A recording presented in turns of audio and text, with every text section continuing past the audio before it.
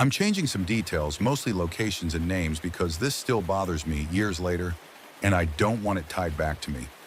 Back in 2016, I was broke in a very specific way, the kind where you're not homeless, but one bad week away from it.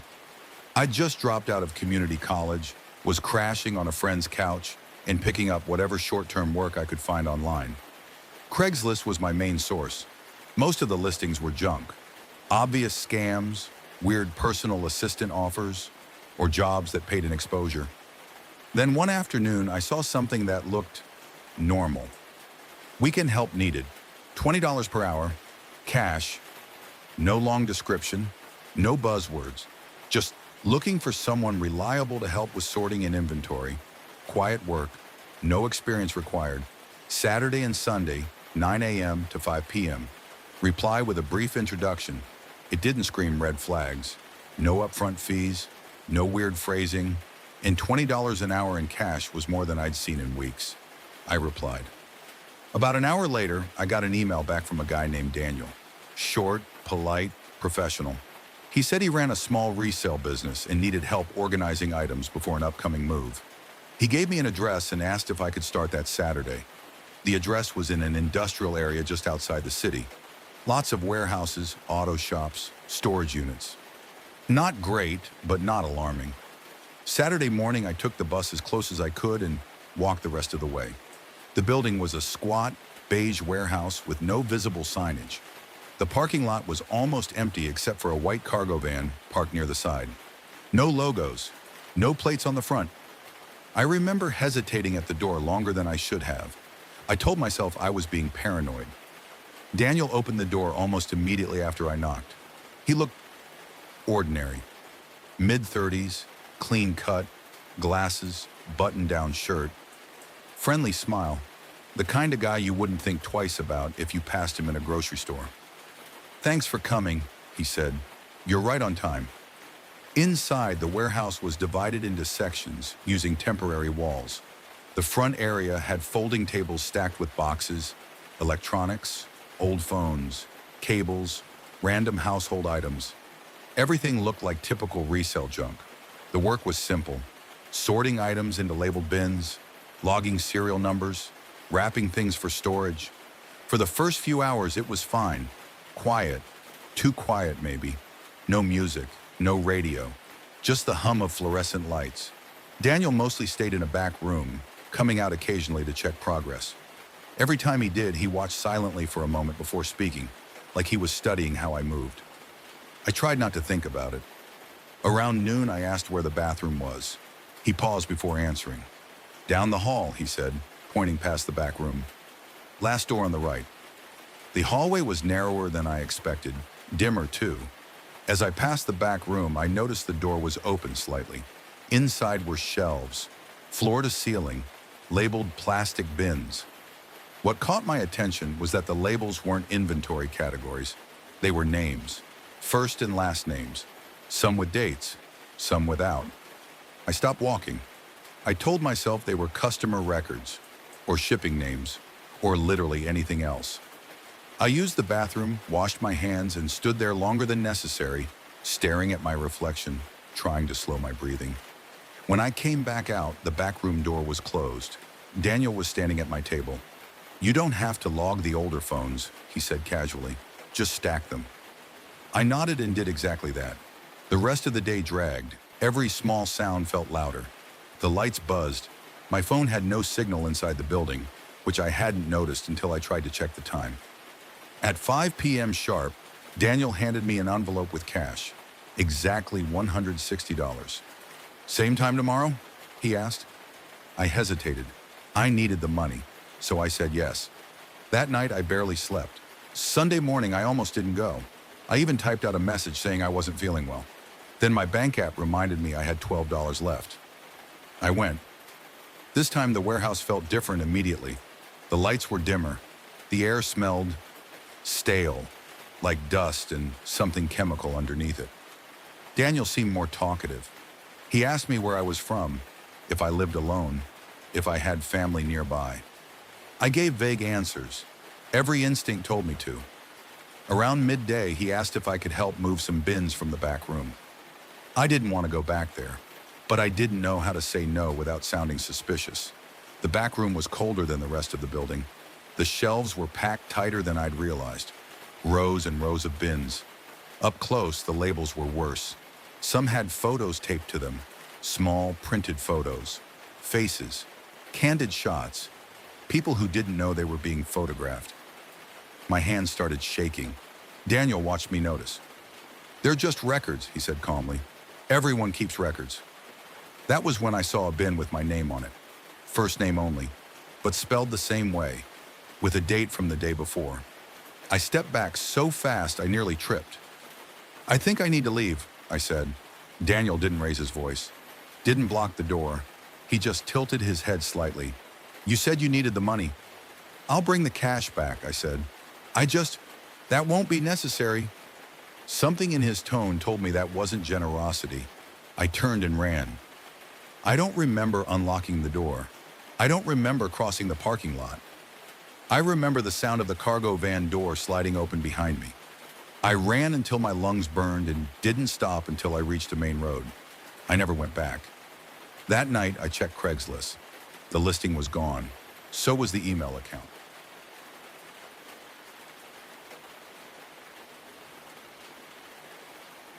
I almost rented a room that wasn't meant to be lived in. I was looking for a room on Craigslist because my lease ended suddenly, and I couldn't afford anything decent on my own. This was in 2018, in a mid-sized city where rent jumped faster than wages. Most listings were either way too expensive or obviously sketchy. Then I saw one that stood out. Private basement room, $450 per month, utilities included. That price didn't exist anymore. Not in that area. The description was short but polite. It said the homeowner preferred someone quiet, no pets, no guests, month to month. There was a single photo attached, just a beige wall and a small window near the ceiling. I emailed immediately. The response came about 10 minutes later from a woman named Linda. She said the room was still available and asked if I could come see it that evening. I asked why the price was so low. Her reply, "I don't need the money, I just need the space filled." That should have been my first red flag. The house was in a normal residential neighborhood. Well-kept lawns, kids' bikes in driveways, porch lights on. Nothing about it felt off.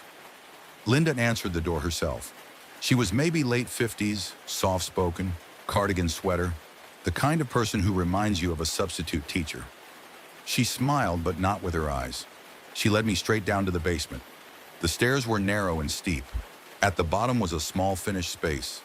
Bed, dresser, mini fridge, desk. Clean. Too clean. No personal items. No decorations.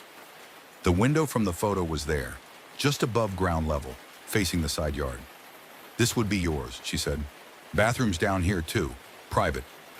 I noticed something strange almost immediately. There were no outlets near the bed. Actually, no outlets at all in the room. I asked about it, half joking. "No phone charging?" She smiled again. "I prefer tenants who aren't glued to their devices." That was my second red flag. I walked around a bit more. The air felt thick, like it hadn't circulated in a long time. There was a faint smell underneath the cleaning products, metallic almost. Then I noticed the lock. The door at the top of the basement stairs had a deadbolt on both sides. I asked casually, "Do you usually lock the basement from upstairs?" She paused. "Sometimes," she said, "for safety." I didn't like that answer. Still, I was desperate. I asked about the lease. She said she didn't use written agreements, month to month, cash only. Third red flag. Before I could respond, she said, "I had a tenant before you." I asked why they left. "They didn't," she said, then quickly added, "They moved out very suddenly." She laughed softly like it was a joke I was supposed to get. I told her I needed to think about it. She didn't try to pressure me, just nodded and said, "If you decide quickly, I can hold it." I left with a bad feeling sitting heavy in my chest. That night, I couldn't stop thinking about the deadbolt. I did something I don't usually do. I searched the address. Nothing came up at first. Then I searched just the street. A local news article from 3 years earlier popped up. Police investigate unreported death in private residence. The article didn't name the homeowner, but the address range matched. It mentioned a man in his early 20s who had been living in a non-standard basement dwelling and was found deceased after a welfare check. Cause of death listed as undetermined. The article said neighbors claimed they hadn't seen him leave the house in months. My stomach dropped. I didn't sleep much. The next morning, Linda emailed me. Just checking in. The room is still empty. I didn't reply. An hour later, another email. You seemed like a good fit. Then another. I don't get many people who understand the arrangement. I blocked the email address. 2 days later, while walking to a bus stop, I passed that house again, by accident. There was a moving truck outside. A young guy was carrying boxes down into the basement. Linda stood at the door smiling. I wanted to warn him. I didn't. I still think about that sometimes. I worked delivery apps full-time for about a year after losing my job during COVID. Uber Eats, DoorDash, anything that paid. When you do it long enough, you stop thinking of orders as places. You just see addresses and payouts. This happened on a Thursday night around 11:30 p.m. I was about to log off when a high-paying order popped up. It was from a fast food place I knew well, delivering to a residential address about 15 minutes away. The payout was unusually high for the distance. I remember thinking it was probably a big tip to compensate for the late hour. I accepted it. The food pickup was normal. The employee didn't say anything strange, just handed me the bag and told me to drive safe. I plugged the address into my GPS and headed out. The route took me farther out of the city than I expected. Streetlights became less frequent and houses were spaced farther apart. Eventually, the GPS guided me off the main road and onto a narrow residential street with no sidewalks. The address was near the end of a dead-end road. When I pulled up, my headlights landed on a house that looked off. Not abandoned, but not lived in either. No lights on inside, no cars in the driveway. The grass was overgrown, but the porch was swept clean. I checked the address again. It was correct. The delivery instructions said, "Leave at door. Knock twice." I got out of my car with the food and walked up the driveway. As I stepped onto the porch, my phone buzzed with a message from the customer. "Make sure you knock." That made me pause. I knocked twice, exactly like the instructions said. Nothing happened. I waited. No footsteps, no door movement. I set the food down and pulled out my phone to mark the delivery complete, when I noticed something strange. There was already a delivery bag sitting beside the door. Same restaurant, same logo, still warm. I stood there longer than I should have. Then I knocked again. This time I heard movement inside. The door opened just a crack. I could see part of a man's face through the gap. Middle-aged, pale. His eyes were wide like he hadn't slept in days. "You're early," he said. I told him I was just delivering the food. He looked past me, down the driveway toward my car, then back at me. "No," he said quietly. "You're the wrong one."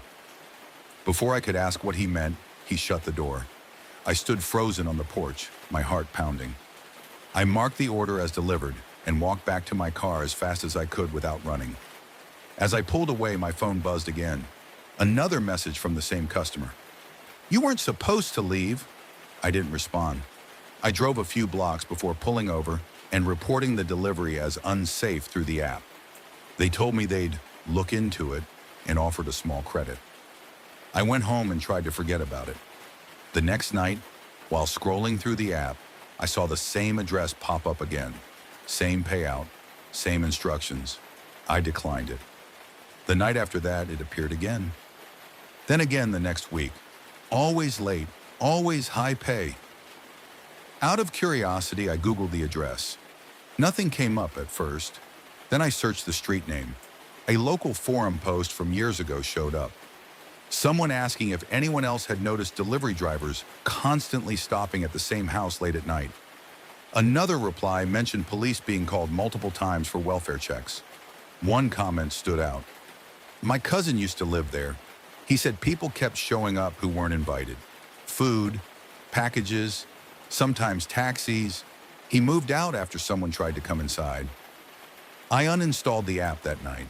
A few months later, I saw a news article about a man arrested after police found multiple stolen delivery accounts linked to his phone. The article didn't list his address, but the house photo looked familiar. I still do deliveries sometimes, but never after dark.